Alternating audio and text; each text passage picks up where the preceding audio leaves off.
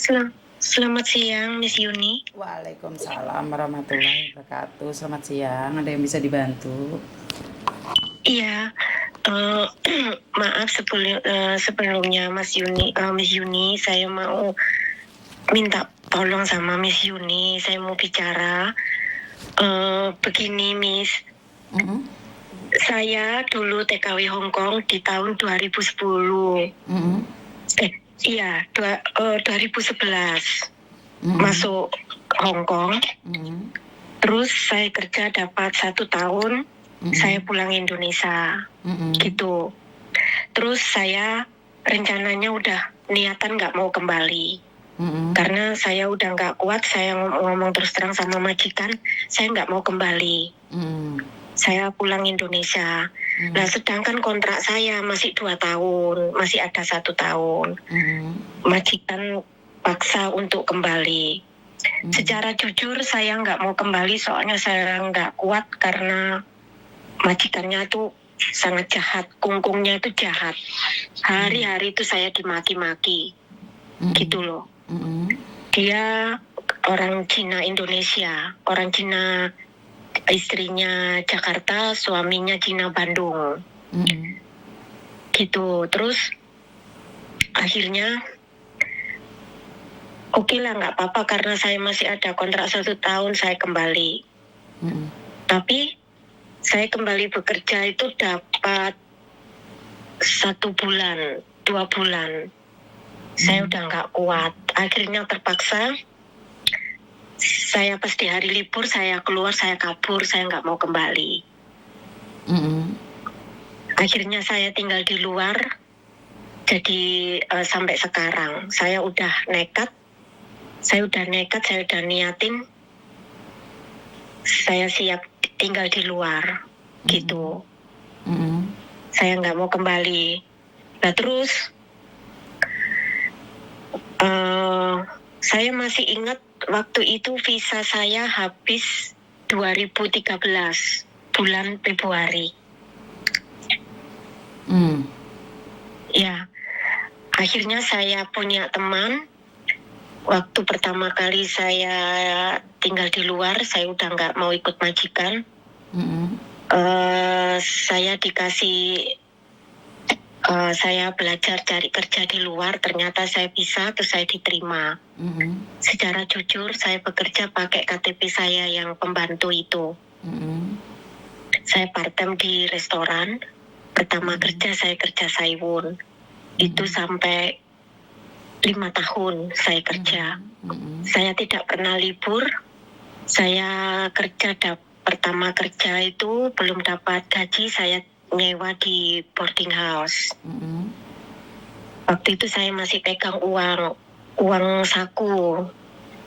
Terus habis itu setelah saya dapat gaji full, saya cari kontrakan sendiri.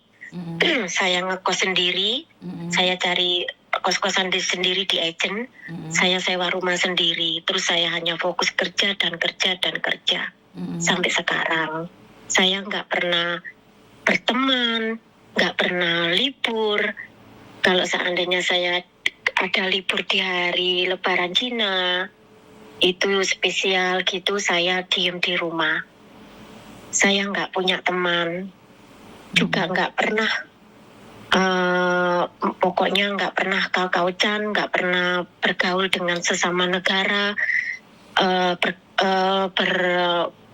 berteman dengan laki-laki beda-beda negara, saya nggak pernah.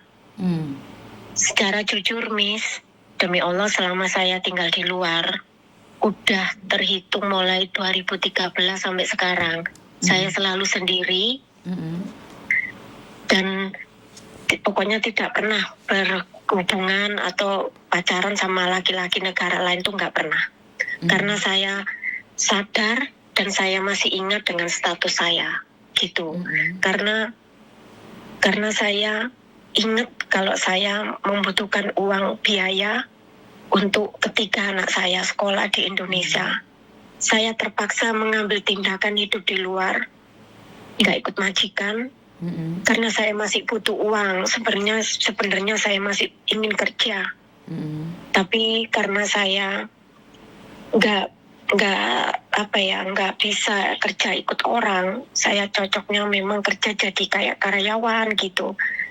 Jadi terpaksa saya OS di luar selama 12 tahun.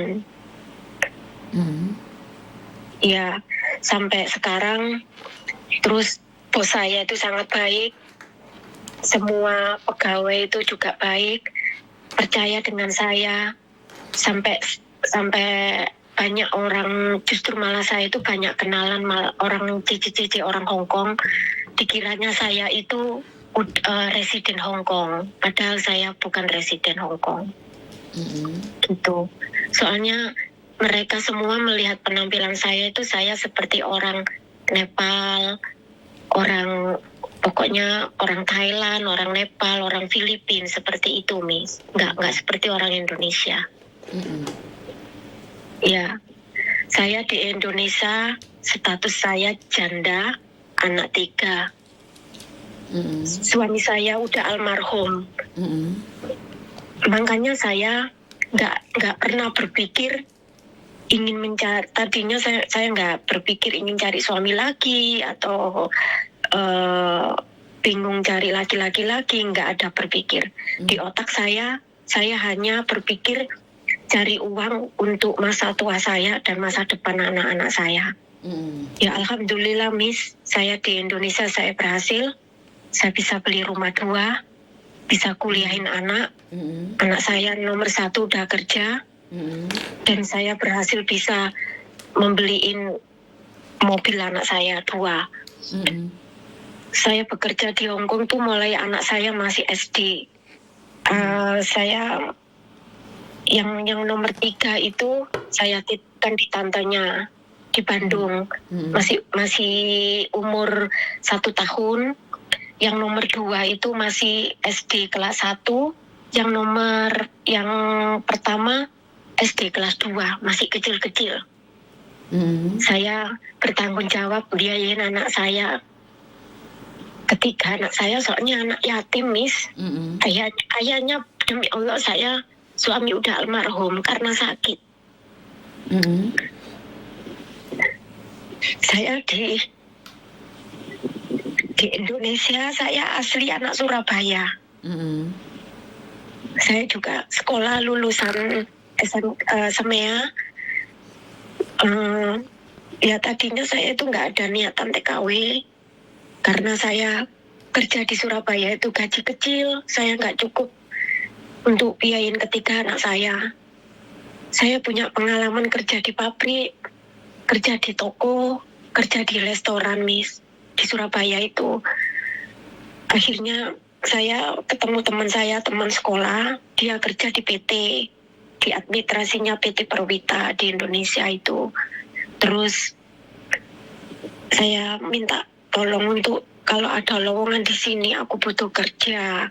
Akhirnya sama teman saya, wis daripada kamu kerja di PT PJTKI, mending kamu keluar negeri aja sekalian. Di luar negeri kerja apa? Ya jadi PRT gitu. Waduh, aku boleh nggak ya sama keluargaku? Aku bilang gitu. Maksudnya tadi sampean nggak cocok jadi PRT di luar negeri, itu gimana? Maksudnya saya nggak tahu, bukannya nggak cocok, saya nggak tahu gimana caranya kerja PRT sama orang luar negeri kayak gitu loh, Miss. Tapi kan dulu kamu memilih kabur kan? Akhirnya kamu kabur. Iya. Soalnya waktu itu jujur saya bahasa masih belum bisa. Lah kamu berapa lama di Hong Kong kok kabur kamu? Saya kerja 1 tahun, Miss. Kerja 1 tahun terus kabur. Dan kamu 1 tahun saya pulang ke Indonesia. Anak saya sakit. Saya izin majikan. Terus rencananya saya udah nggak mau kembali. Gitu. Maksudnya saat kamu kembali lagi terus kamu jadi kabur ini, kamu bekerja berapa lama? Itu saya pulang Indonesia. Saya minta izin gini, Tete saya nggak mau kembali, saya mau pulang Indonesia, anak saya sakit. Nah terus majikan memaksa untuk kembali. Terus? Jadi saya waktu kembali lagi ke Hong Kong itu saya nggak langsung menuju ke rumah majikan, Miss. Saya langsung tinggal di luar, di boarding. Jadi kamu memilih kabur saat kembali lagi ke Hong Kong? Iya. Karena sebenarnya jujur kamu nggak suka jadi pembantu? Iya, Miss. Dan berarti kan nggak cocok jadi pembantu. Sama yang kamu katakan tadi bahwa kamu tidak ingin jadi pembantu di luar negeri, bener nggak? Iya, jujur. Saya soalnya adaptasinya saya susah gitu loh, Miss. Oke. Saya jujur ya, saya terus terang. Terus selama saya kerja di restoran sampai sekarang ini saya udah kerja jadi sifu. Tadinya Saiwun, terus habis itu karena pegawai bos saya yang jadi lominnya itu kurang, saya kadang kalau nggak ada cucian saya bantu di depan bagian ngantarin makanan ke meja-meja. Karena saya sekali diajarin itu saya sudah tahu, udah paham. Bos saya bilang, kamu anaknya pintar, cerdas, sekali dikasih tahu udah ngerti, kamu pintar kerja, katanya gitu. Terus akhirnya lama-lama saya adaptasi, saya komunikasi sama orang Hong Kong, bicaranya seperti ini. Akhirnya saya sekarang udah bisa bahasa Hong Kong gitu, biarpun nggak paham seluruhnya. Terus di dapur saya sifunya kalau kurang pegawai saya juga bantu. Saya tuh orangnya kalau kerja biarpun nggak disuruh itu ngerti bantu gitu loh, Miss. Itu yang bikin bos saya tuh senang. Cuman saya nggak berani jujur kalau saya itu udah nggak punya visa.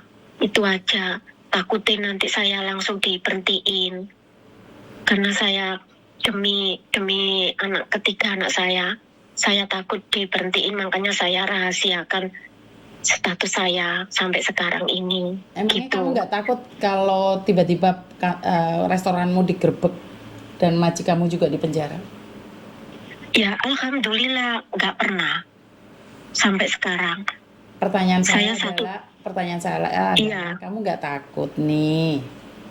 Saya tahu Ya. belum digerebek kan apes tidak ada dalam kalender sayang. Iya, ya takut sih, Miss. Saya nanti bos saya juga kena denda, saya juga ketangkap, saya tahu. Saya jujur, saya sadar memang saya salah. Saya kerja di luar tuh